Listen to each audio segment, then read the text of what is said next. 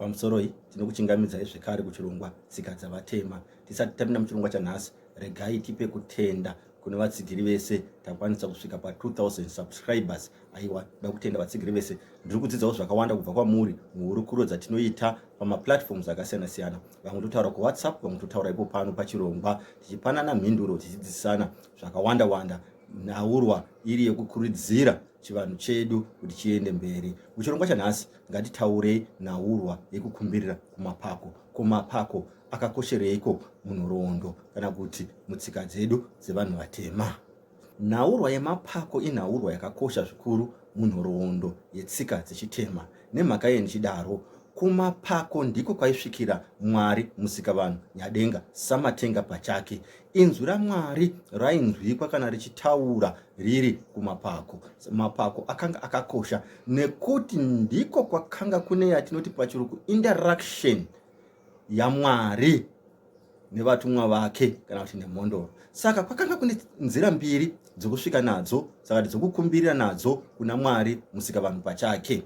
Taigona kuenda through mhondoro, taigona kuenda through vatumwa vake vakanga vari kumatopos, vatumwa vake vakanga vari kuGreat Zimbabwe. Kwakanga kune vatumwa vaMwari vaigona kufamba zvekare matunhu akasiyana siyana vachitaura zvinenge zvataurwa naMwari. Saka ndizo nzira mbiri dzainge dzichishandiswa nevanhu kana vachida kutaura naMwari, asi Mwari aizotaura ari mumapako. Mwari aiti kana akaburuka, aiburuka achizotaura ari kumapako. Asi mapako ese akanga akakosha kana kuti aiyera. Asi mapako ese nevanhu vese vese vaikwanisa kutaura naMwari. Ndataura vanhu vaviri, mhondoro nevatumwa vaMwari. Vazhinji vaishandisa mhondoro. Kana tikada kutarira kunzvimbo yakaita semhondoro, mazowe nedzimwe nzvimbo dzakanodaro dzine vanhu vechirudzi vatingati dzine mazezuru kunyanya, dzaishandisa mhondoro kutaura naMwari. Takanga tine mhondoro dzakaita sana kaguvi, takanga tine mhondoro dzakaita sana nehanda. Regai nditaure pamusoro pemhondoro idzi dziri mbiri tichiona naurwa yemapako. Kaguvi akanga ane bako rake raitonzi bako rakaguvi. Rakanga riri mugomo rinonzi Kaguvi. Saka takanga tine Kaguvi Hill. Mukaguvi Hill ndo makanga mune Kaguvi Cave, bako rakaguvi. Kaguvi aiti kana achida kutaura naMwari aipinda mubako rekaguvi. Bako iri ibako raishandiswa nemadzitateguru ake, nokuti Kaguvi vatinoziva isu gumbo reshumba haasiye Kaguvi wokutanga. Sekuru vake vakamboita zvekare mhondoro iri mhondoro yakaguvi. Saka tifanira kuziva ipapo kuti kwakanga kune mapako raitonzi iri ibako rakaguvi. Ndiro bako randiri kutaridza iri. Bako randiri kutaridza iri bako rakaguvi. Bako iri ndo bako rakashandiswa naKaguvi pachimurenga chekutanga. Akapinda mukati mebako iroro ndokubuda achiti Mwari ati zvakati. Ati varungu ava vari kunditadzira. Varungu ava vari kuita zvinyangadzi. Varungu ava ngavarwisiwe vabude munzvimbo ino. Ndiro bako raishandisa. Tikaenda kuna Nehanda zvekare, tinoona kuti Nehanda akanga ane bako rake raaishandisa. Bako iri ndiro bako rakatwa destroyed, rakaputiswa nevarungu pachimurenga chekutanga pavaivhima Nehanda watinoziva isu Charwe. Saka tinikuti Charwe akanga ane bako rake.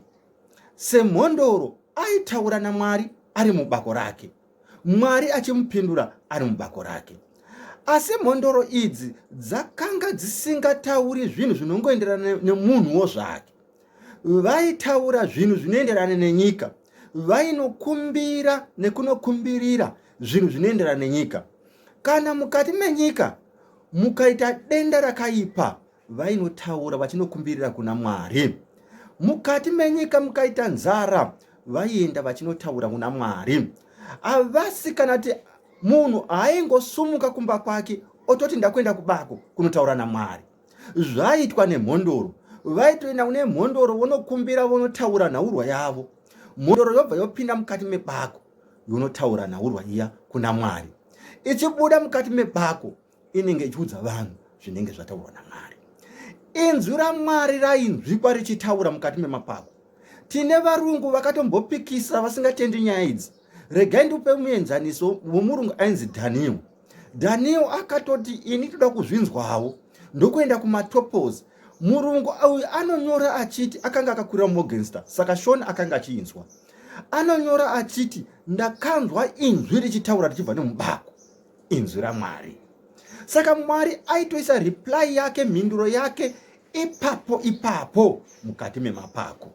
Mukati memapako kuGreat Zimbabwe tichitarisa chivanhu chakanyorwa nemunyori watakati Mauk akambosvika muGreat Zimbabwe. Anonyora nezvaitika mukati meGreat Zimbabwe, achiti vanhu vaienda nezvipiriso zvavo nemombe dzavo dzakanga dziri mombe dzakanaka dzainopiriswa paGreat Zimbabwe. Kwakanga kune bako raitonzi Ipako raitozikanwa panyaya dzokupira idzi. Ndiko kwaizopinda mutumwa waMwari opinda mubako. Apinda mubako onodira doro, onoita zvaanoita mukati mebako, obuda achiti ari kumusorosoro ati zvakati, ari kumusorosoro ataura zvinhu zvakati. Mitemo yaMwari yainzwikwa nemumapako. Saka kana vanhu vachienda kumapako, madzitateguru edu achienda kumapako, akanga ari kuenda kunotaura naMwari musika vanhu pachake. Vadzimu vakanga vane basa rekuti tarisira misi zuva nezuva. Asi zvaizonzi kana zvasvika panguva yekuti taakuda kutaura naMwari, taakuda kupa zvichemo zvedu kuna Mwari direct, vaienda kumhondoro, vaienda kuvatumwa vaMwari. Ndo vaizoshandisa kuti tarisai muone denda rapinda muno Mwari, iri denda richarigoni. Mvura yaramba kunaya, chiko chanetsa, nhai Mwari. Vaienda nekumhondoro, vaienda nekuvatumwa. Saka Mwari aizopindura nomumapako achitaura zvinhu zvinoenderana nenyika iyoyo iri kuchema. Vaipindura Mwari vachitaura, vachidudzira kana kupa yatinoti pachirungu direction, zvichienderana nezvichemo zvauya kuna Mwari. Asi vaizotaura vari mukati memapako. Ndiko kukosha kwakanga kwakaita mapako. Kumapako kwaizoendawo vadzimu vedu mumwedzi wandataura uya, vachinosangana zvakare naMwari. Vadzimu havasiwo vaenda kukati kumatinga kunogara Mwari. Tinodavira pachivanhu kuti Mwari ndiye anodzika kunotaura nevadzimu, asi anonotaura nevadzimu ari kumapako. Nokuti kumapako ndiko kunosvikira Mwari, ndiko kunozonzwikwa inzwi rake richitaura riri kumapako. Saka vadzimu vedu kana vachinzi vaenda kumapako, vanenge vaenda kunosangana naMwari. Ndo nhaurwa inenge iripo panhaurwa yemapako. Tati titaure nhaurwa yemapako, tiinzwisise kuti haasi munhu nje aingoendawo kumapako otonoti ndakunotaura nemudzimu yangu. Kumapako kwaiendwa kuchinotaurwa naMwari. Ndizvo zvakanga zviriko. Vadzimu vaitaurwa navo vanhu vari kumamisha, asi paisvika nguva yekuti ichi chichemo ichi chakudiwa kuti chisviswe kuna Mwari. Maita denda, mombe dziri kufa, kana zviri zvirimwa zvakudyiwa neshiri, zvakudyiwa nemhashu, zvichemo izvozvo zvaendeswa kuna Mwari nemhondoro nevatumwa vake. Ndivo vaisvika kumapako vonotaura naMwari. Inzwi raMwari raigona kunzwikwa richitaura, kana kuti ivo vaibuda vatonzwa inzwi raMwari richitaura kuti fambisai nhaurwa dzenyidzi makadai. Iri hondo yenyika sechimuringa chekutanga, vanhu vakatoenda kumapako, kumhondoro.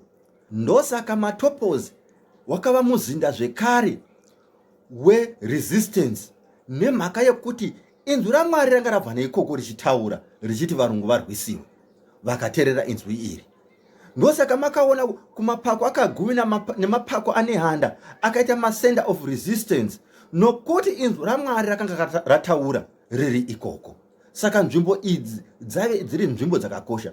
Haasiwo mapako ega, ndo mapako andapa seexample nemhaka yekuti akanyorwa nezvawo.